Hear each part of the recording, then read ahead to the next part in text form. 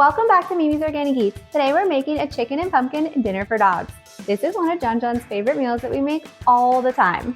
So if you're looking for a healthy homemade meal for your pup, this is definitely it. So we're going to be using our favorite Nummy Tum Tum organic pumpkin. And I'm going to let you in on a little secret. You can also eat this organic pumpkin from Nummy Tum Tum. While it is marketed to dogs and it's totally dog safe, it's also made with 100% organic human grade pumpkin, so you can eat it too. John John and I will share a can of pumpkin almost every week. We use it for things like granola, cookies, and even adding to his food. Pumpkin is such a superfood for your dog. It has so many health benefits and it's a great thing to add into their everyday meals. So first we're going to chop our dog safe veggies. And now I'm just using carrots and celery today because these are some of John John's favorites. But if you guys want to use a different kind of vegetable that your dog likes that is also dog safe, you can do that too. So we're just going to steam the vegetables for this dish because lightly cooked food is really best for dogs.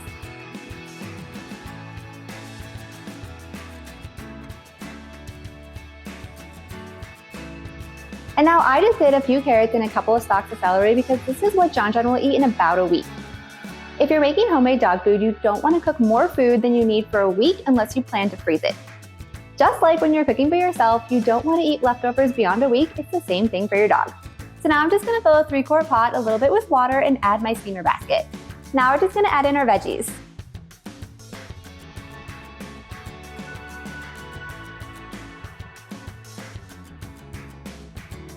Now it's just time to steam these veggies until they are soft when poked with a fork.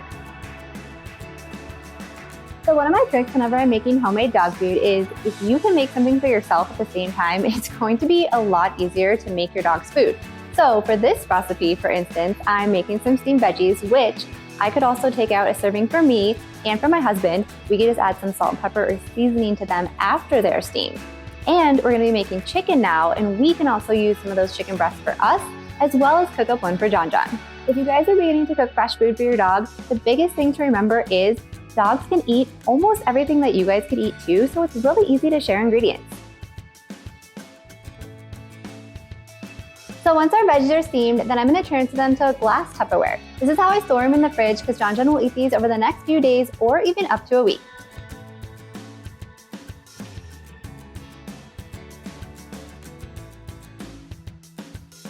So now that we have our veggies steaming, we're going to boil our chicken breast. So I'm just going to do one chicken breast for John John today because I'm just making a few meals for him. But if you guys have a larger dog, you need to make more, you can totally do more than one chicken breast too. The chicken will only take about 10 to 15 minutes boiling until it's fully cooked. Once the chicken is cooked, you want to let it cool for just a few minutes before slicing it.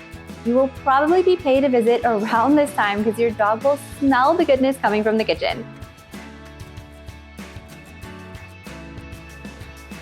But don't throw that water away that you boiled the chicken in. You guys can save that and use it to make your dog's food a little bit more tasty. So now I'm just going to cut the chicken up into small pieces for John John.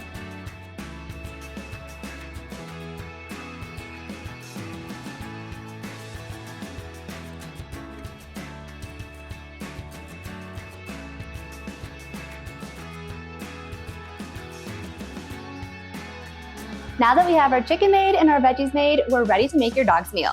And this dog is ready for a meal. You don't look like you're starving, but you are starving. You are. You want to make sure your dog's food bowl is clean. Always start with a clean bowl whenever making homemade food. This is going to ensure it is the tastiest and you don't have any sort of pathogens in your dog's food. So we're going to add some plain rolled oats into our food bowl here. And now depending how big or small your dog is, you're going to vary this. We have a very impatient John John down here. So depending on how big or small your dog is, you're going to vary the amount of oats based on the overall amount of food that you are giving your dog. If you are new to fresh feeding, you want to make sure that you're giving your dog about 40% protein, 10% organ meats, 40% veggies, and 10% carbs. So depending on how big or small your dog is, you're going to need more or less oats, chicken, veggies, and pumpkin. So a simple equation is We have a very impatient pug here. He doesn't want me to tell you how much to feed your dog because he's just starving. Hey! We have to tell them how much to feed their dogs if they don't know. Okay, can you help me? Tell them. So the simple formula to find out how much homemade fresh food to feed your dog is they should get about 2 to 5% of their body weight in fresh food. And if you have a smaller dog that's about 20 pounds or less, they could even get up to 10%. So if you're not sure how to calculate this, I have a simple equation in my blog post, How Much Homemade Dog Food to Feed Your Dog. I'll link that in the description so you guys can check it out. Let's silence our pug right now. So once you have the amount of carbs that you need for your dog, which in this recipe today is our rolled oats, then you're just gonna add this to a bowl and we're just gonna put some warm water over this and microwave it for about 20 to 30 seconds, maybe more depending on how much oats you put in. We just wanna cook our oats. So once we have our cooked oats, then we're gonna add in our chicken and our veggies. And now because John is so small, I'm gonna chop up some of these carrots and celery a little bit more before I feed it to him. But if you have a larger dog, then the size that we did here is probably okay.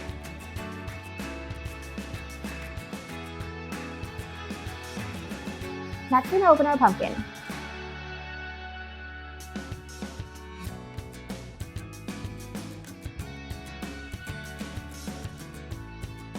It's been so good.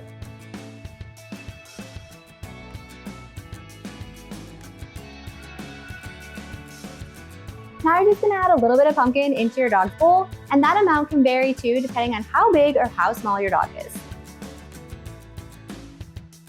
And then I like to just throw the extra pumpkin in a Tupperware, and like I said, you guys can use it for granola, you can use it for cookies, you can put it on your dog's food daily. This is a superfood for your dog.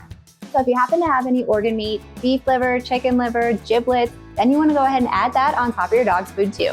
John gets a little bit of beef liver with every single meal. Just make sure organ meats don't make up more than 10% of your dog's diet. Then you wanna go ahead and mix up your food. That will ensure that your dog doesn't just eat all the chicken. And they have to get the pumpkin and the vegetables and the oats.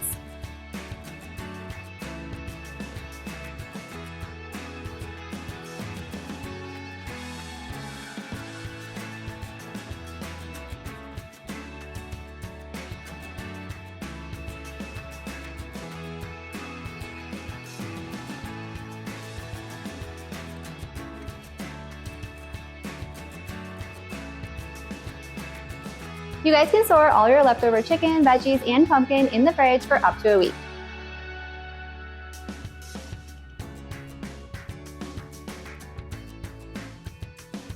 And if you guys made more food than your dog will eat in a week, you can go ahead and freeze that. Oh, you're so welcome. You're so welcome. Oh, you smell like pumpkin. Yum. If you guys enjoyed this video, be sure to drop a like and leave a comment below. And if you want more dog food recipes just like this, be sure to hit that subscribe button and join us next time in the kitchen.